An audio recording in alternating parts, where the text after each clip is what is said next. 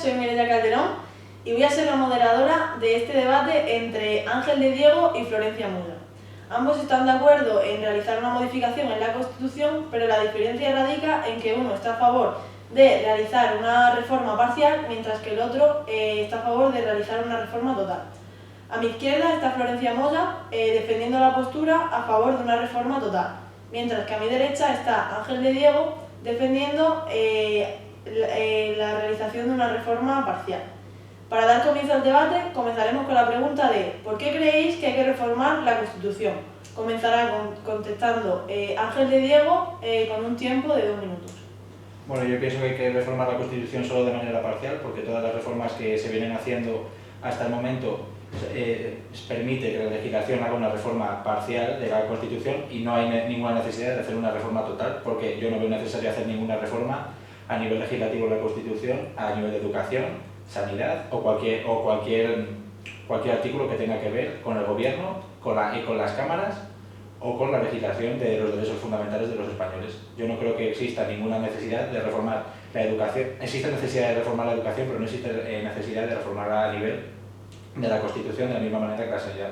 Como se viene haciendo desde 1978, creo que solo con reformar artículos puntuales se podrían llevar a cabo las reformas que no tienen que ver con los derechos fundamentales de los españoles. Vale. ¿Y Florencia?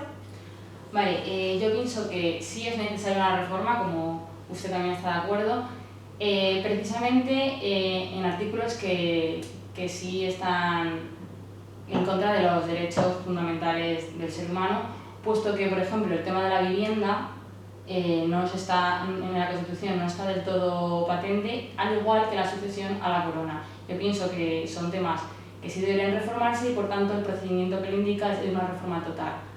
Además, pienso que si hay que hacer una reforma en diferentes artículos, que mejor que hacer una reforma total, ya que para hacer aquí una microcirugía, como escuché hace un par de semanas en un debate, digo yo que es más sencillo hacer una reforma total. Vale. ¿Por qué usted, Flor, cree que hay que cambiar la Constitución entera? Bien, como he dicho anteriormente, pienso que hacer una reforma parcial de la Constitución, perdónenme si lo ofendo, es absurdo. Pienso que si son muchos los artículos en los que hay que reformar, la reforma total es la mejor manera de hacerlo.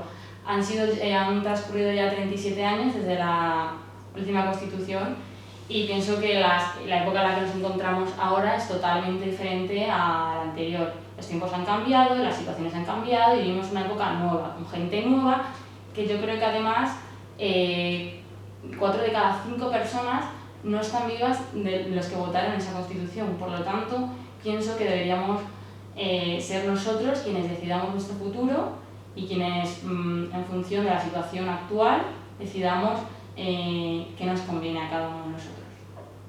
¿Y usted, Ángel, por qué piensa que no se debe hacer esa reforma entera en la Constitución?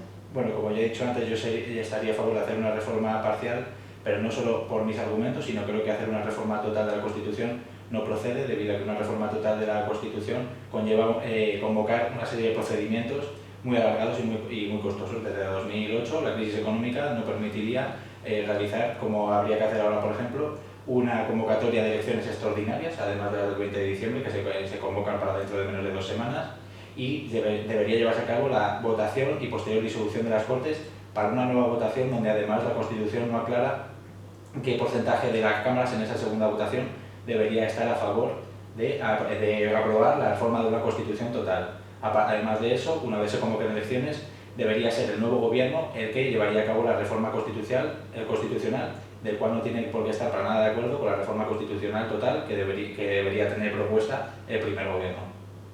Vale. Ángel, ¿qué diferencia cree usted que existe entre cambiar la Constitución entera o modificar algunas partes como se ha hecho hasta ahora? Bueno, como ya he dicho antes, creo que ambos estamos de acuerdo en que la reforma de la Constitución es necesaria, además de la minúscula reforma que llevó a cabo el PP en 2011, pero creo que la reforma que quiero llevar a cabo, como ya hemos dicho antes, no comparto la propuesta de usted, de llevar a cabo una reforma en la que se reformen aspectos como la educación, la sanidad o la vivienda, debido a que eso se lleva haciendo desde 1978 con reformas de la ley básica que llevan a cabo los distintos gobiernos, el PP, el PSOE hasta este año, y a partir de este año, con la aparente ruptura del bipartidismo, veremos. Pero pienso que no hay que llevarlo a nivel constitucional, como has dicho tú antes. La Constitución es la ley básica y suprema de los españoles. No, se lleva legislando conforme a ella desde 1978 y creo que es algo reformable, pero en pequeña medida. Si quisiésemos llevar a cabo una reforma mayor, debería ser propuesta la necesidad de crear una nueva Constitución, y no reformar totalmente la que ya tenemos. ¿Quiere contestarle? Sí, por supuesto. En primer lugar, ha dicho que la Constitución es una ley, es la norma fundamental del Estado. Por lo tanto, pienso que como tal, sí debería plasmar todos los fundamentos de cada persona, las libertades y derechos del ciudadano. Pienso que... Es que no sé lo que has dicho.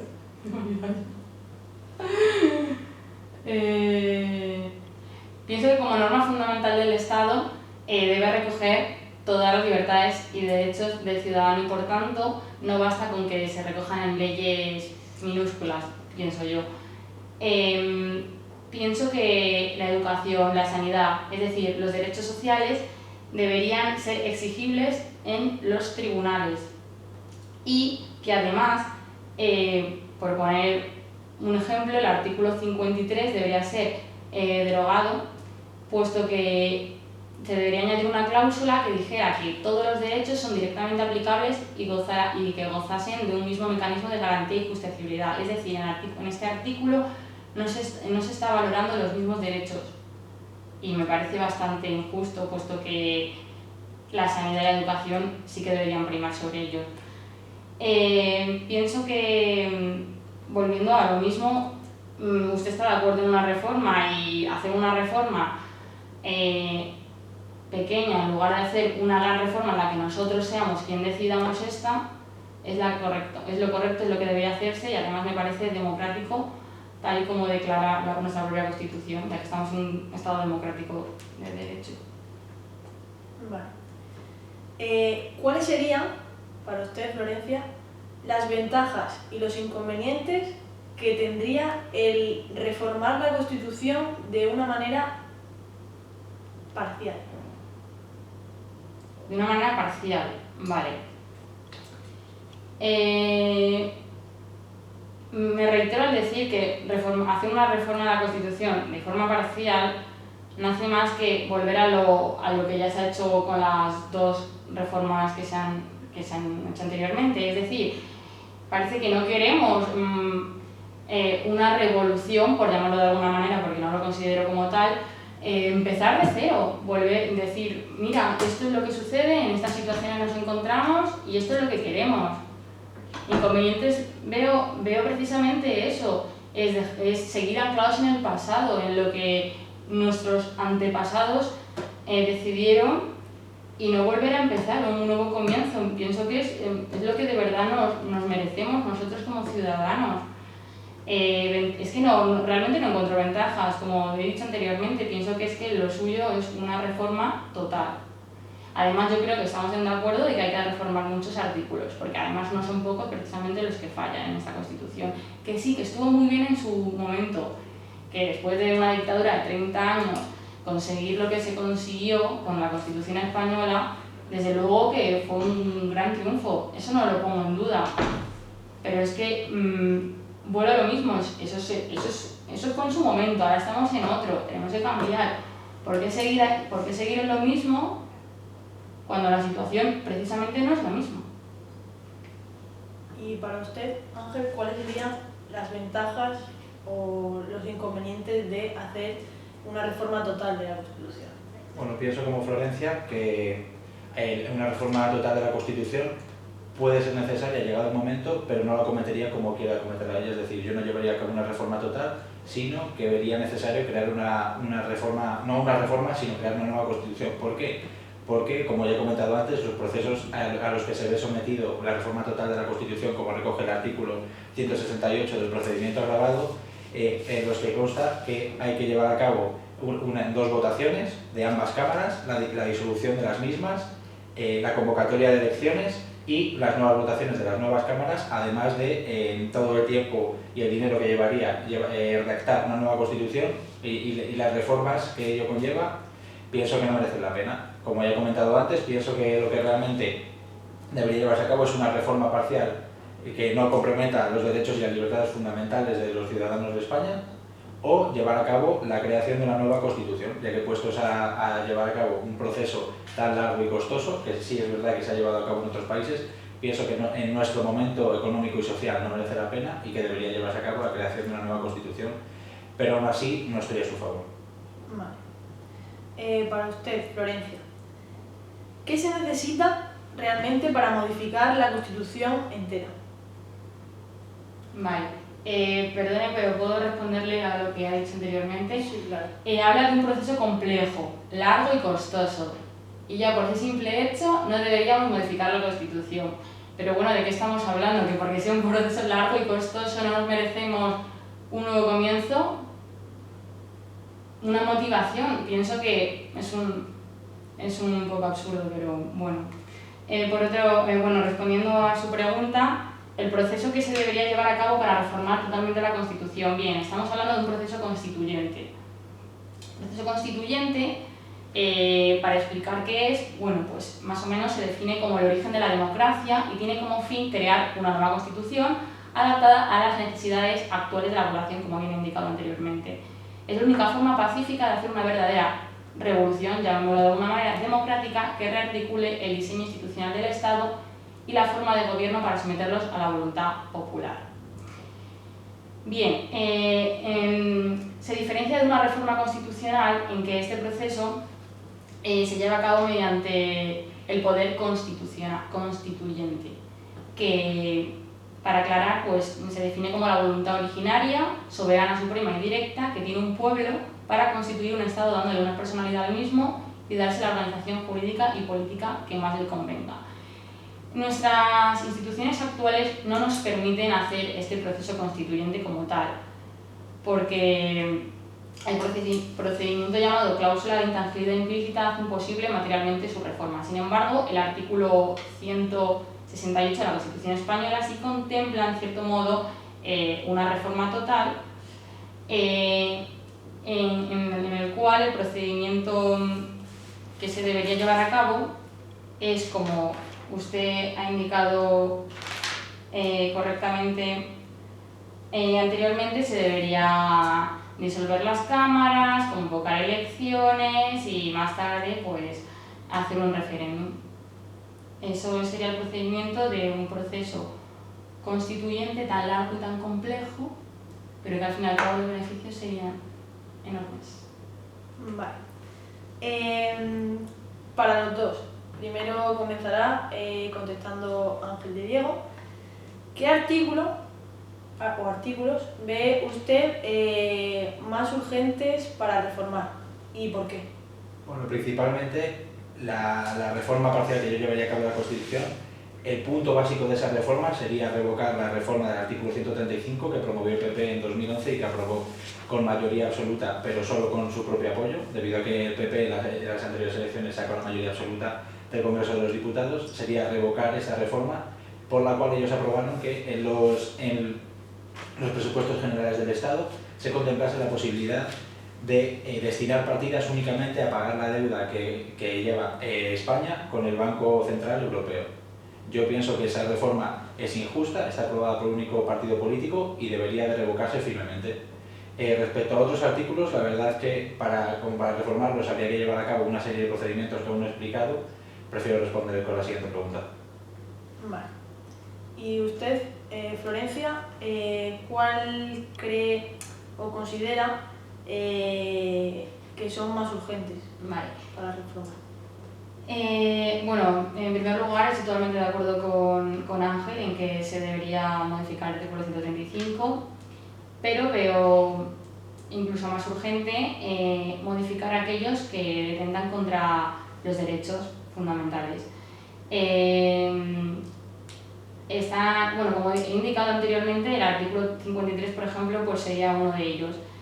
Básicamente me centraría en reformar aquellos derechos sociales,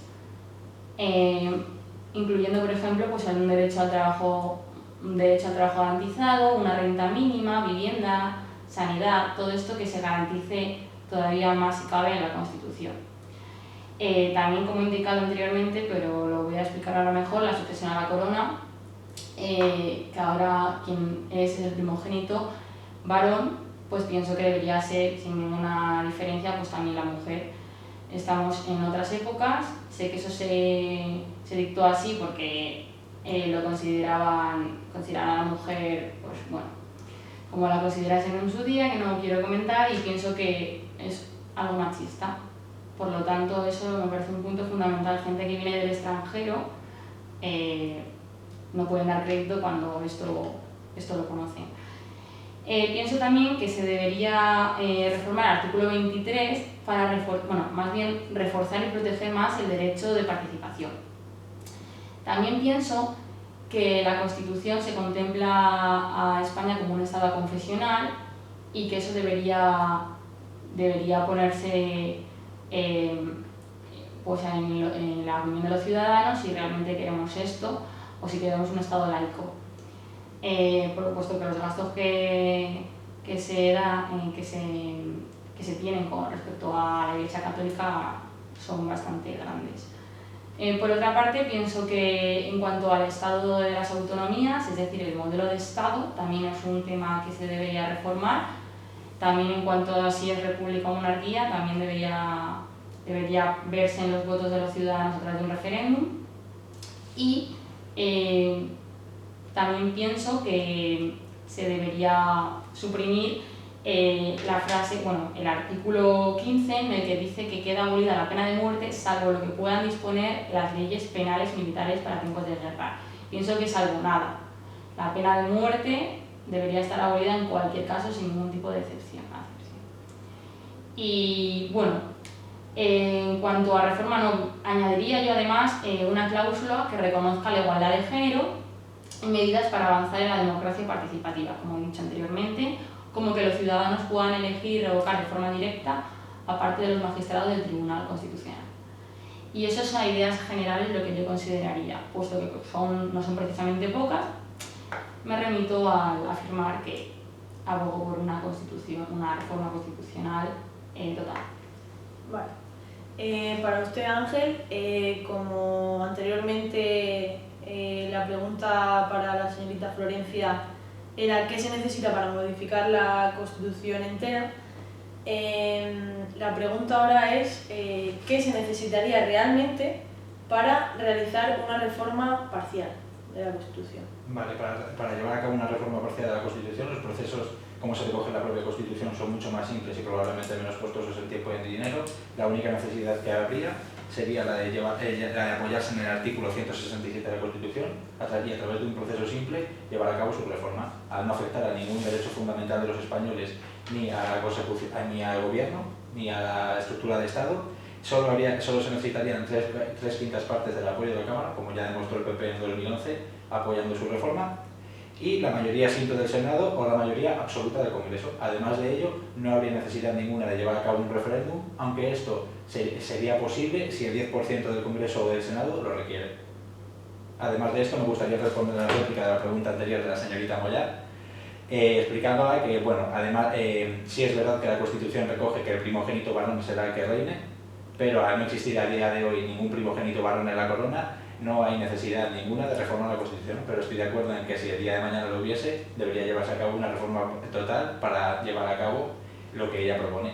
Sin embargo, también estoy de acuerdo en que si queremos, que ese es otro debate, la reforma total de la Constitución para llevar a cabo la abolición de ciertas nomenclaturas machistas que pueden existir en la Constitución española, pero antes de eso debería proponerse el debate y el referéndum consultivo, siempre porque la Constitución no recoge ningún otro tipo de referéndum, sin la reforma de la misma, de la estructura del sistema. Vale, y para acabar, a usted y a su reforma total de la Constitución, ¿podría decirnos quién de cargos altos está a favor de esta reforma total de la Constitución y dar Un nombre. No, bueno, aparte de dar estos nombres, para acabar, decir el por qué y quedar con un buen sabor de boca de por qué hay que hacer la reforma total. Bien. Pues por ejemplo, bueno, a día de hoy una reforma total solo la apoya Izquierda Unida, también contaba con el apoyo de Podemos, pero se están echando para atrás. Pues su secretario general, Alberto Garzón, es quien quiere llevar a cabo esto. Me parece totalmente algo coherente, no significa que comparta totalmente sus ideologías, pero en cuanto a la Constitución me parece algo bastante sensato. Bien, pienso que razones para un proceso constituyente, como bien vengo defendiendo anteriormente, pues tengo un decálogo, ¿vale? Que sería hacer un reset al sistema. En cada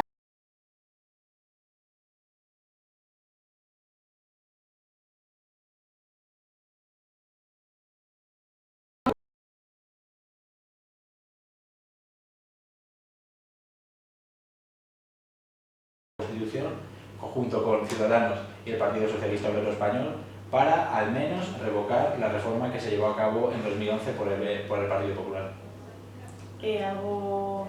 Algo para quedar con buen sabor de boca, para acabar el debate Pues a favor de la reforma parcial. Pues la verdad es que lo que ya te he comentado, de que sería un proceso muy costoso y muy laborioso para los españoles. Qué complicado. Y nada más. Vale, pues con esto damos el punto final a este debate y nada, muchas gracias Ángel de Diego por su presencia y muchas gracias Florencia Mola por su presencia. Y esto es todo.